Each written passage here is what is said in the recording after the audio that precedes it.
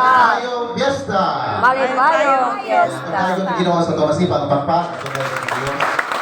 Kami mo, hindi na yung pagpag, hindi na maligayong Fiesta. Maligayong Fiesta! Pangutan ang itong dapat, asa ka mamista. May arong lukuyog. Lukuyog ko. Bitaw, ina yung dapat nga mamista ko. Mamista ko. Kaino ko po wala. Nabay kaon ng pistahan, nag-crisis na ba? Wala. Ay, salamat. Pusod din yung tulunan niya. Wak ko mo tindog din sa may abi na po si Paripirit may nuwali. Ha? Kaya pagsugod dito rin mo si Paripirit ni Wali, kaya wak mo po ditindog. Ako na lang tindog. Ha? So karon atong isaulog ang kapistahan sa atong mahal nga inahan ang Birhen sa Fatima. Lahi ba ang Fatima sa Birhen sa Lourdes? Ha? Dili. Birhen sa Guadalupe, Birhen sa Simala, lahi ba niya sa Birhen sa Fatima? Maura. Ha? Maura gina mga birhina. Titulo lang na ang naa ni Mama Mary nga daghan kayo. Kaya usa sa mga titulo mao ang Birhen sa Fatima. Nga atong ipistaan karon. Ya karon sa may mensahe sa Ginoo dili maong kapistahan. Ambot kung nakadungog na ba mo sa istorya or nasugilon na ba ninako ninyo para lang sa mga wa makadungog, no? Diya kunoy usa ka inahan nga naa siya'y 7 anyos nga bata nga grade 1 nga mao pagyoy pagkamao og sulat, no? Mo na nga excited kay ang bata nga magsuwat kay mo pa itay first time nga mao kay grade 1 pa. Unya nagsulat siya siyang nanay. Unya ang iyang gisulat sa nanay gibilin niya sa sala kay aron mabasa yun sa iyang nanay. Kung tuod man nakitaan sa nanay, nalipay ang inahan kay gisuwatan sa siyang bata. Kung gibasa po ni taon sa nanay, excited po ang nanay mo basa. Iyang ang nasuwat dito sulat sa bata kay ini ba dito, Dear Nanay, Nay, maningil nako sa imong utang nako. Kasi di anyos pa. Di katawag na nanay kong utang niya akong bata. Isuwat ito detalye. Namilo ko sa hapol ganinang buntag piso. Namilo ko sa moskitero piso. Nanilig ko sa sala 2. Nanghugas ko sa plato 1.50. Namilo ko sa nilabhan 2. Gisugo ko ni mo palit og kape piso. O niya, total 50 pesos. Idaghan pa mga ito mga detalye. Love, dodo. Nalipay po nitang inahan kay at least nisuwat ay ang anak. Mauto nga, gusto man po nanay nga makabasa po ang bata o maayo, so nagsuwat po nanay. Isuwatan po niya yung bata, gibilin po sala, kaya makitaan po sa anak. So pag-uli sa anak, kay ikang iskulahan, grabing lipayan niya. Ay salamat, mamayran na yung kong nanay sa iyang utang. Iyang gibasa. Suwat po nitong nanay, Dear Dudong, ako nang nabasa ang imong sulat, naanamanday ko'y utang. Sa dili pa kumubayad sa akong utang diyan nimo, ako sa kang pahibawon. Sa ako kang gibuntis siyam ka bulan, bukat ka kaayo, libre way bayad. Sa dihang ako kang gipanganak, grabe jud sakit. Niingon na jud ko, di na jud ko muusap. Pero di usap man di. Ha? Sakit kaayo, why bayad? Sa dihang na anak na ka, wa ka na akong gi-breastfeed, gipalitan ka na akong pinakamahal nga gatas. Kasi nga, pinakamahal gatas? Ha? Pinakamahal? S26. Namutanan ko kay ko kaya may bata. Abot ang pugaling duha. Nilingi ay. Ibalitan ka na kung pinakamahal why bayan. Kunya sa dihang masakit ka, wa ko'y tulog, why bayan. Bahalag ako'y labukon, basta ka ikaw, di labukon, why bayan. Palitan ka na, ipalitan ka na ko o mga nindot na silina, nindot na duwaan, tanang pagkaon nga imong gusto. akong gihatag way bayan. Unya bisan unsa may imong pangayoon hangtod ko mamatay anak, akong ihatag way bayan. Love nanay. Gibutan niya dito. Sus pagkabasa sa bata lagi mura siya nag-uul ang bata. Moto ni bawas na pong bata siya nanay. Ibigin na po ito sa misa. Gibasa na po sa nanay. Sus pagbasa sa nanay, ingon magbata, Dear nanay, ako nang nabasa ang imong suwat. Nay, ang tanan nimong utang nako, impas na. Laab dodo. Nindot kayo ang mga sulat, pero nagpadayag sa tinuod nga paghigugma sa usa ka inahan ngadto sa iyang anak nga tanan buhaton nga libre gumikan sa paghigugma. Di ba? Inganan man ta, mga inahan? Di ba? Buhaton ninyo ang tanan para sa mga bata. Mo'y gugma nga walay kondisyon. Nga kanang bitong bahalag walay inyo basta kay naay ila. Ginoon? Right.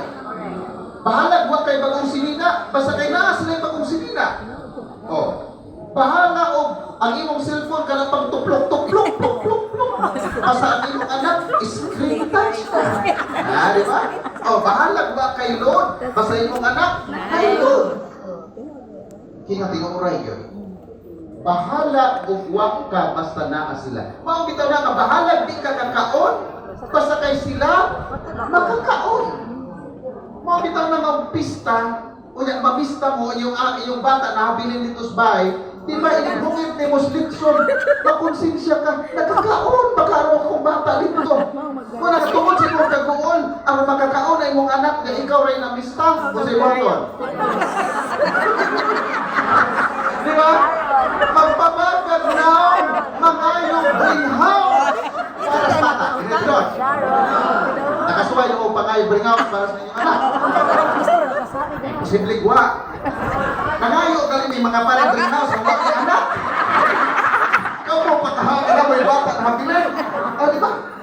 Magpapagad na nga naman, tungod ug alang sa mga bata na atong gihigugma. Ingana ang usa ka inahan. Nga kana po bitaw, ikaw po bitaw nga nagpista po. Unya kahibaw ka nga naa kay mga ig-agaw nga wala makapamista. Magpadala magaling kang greenhouse. Uy, dagani para sa imong mga bata. Bisag dili nila anak pero pagkanganga kadugo, willing ka nga mo padao mga pagkaon para sa mga nahabilin.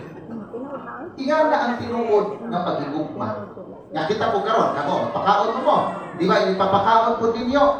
Malipay, manggalitaw, bisag kinsay mo kaon. Nga naman, timaan sa atong pagpaambin sa atong gugma. Kinatinuuran. Malipay ba po na yung mamisa sinjo? Malipay. Natural. Sa pag nagparik, may mamisa sinjo.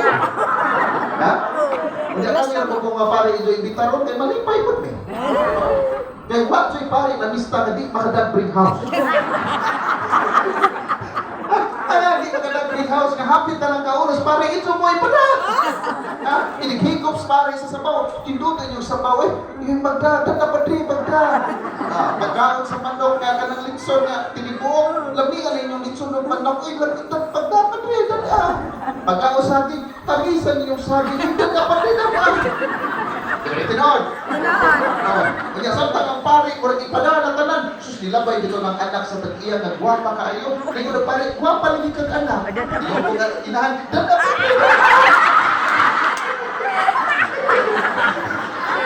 Nagtuo siguro sila bibi muda. Wala. Para maglimpyo dito sa bibi. Tinukot sa nasa una-una. Hindi na po.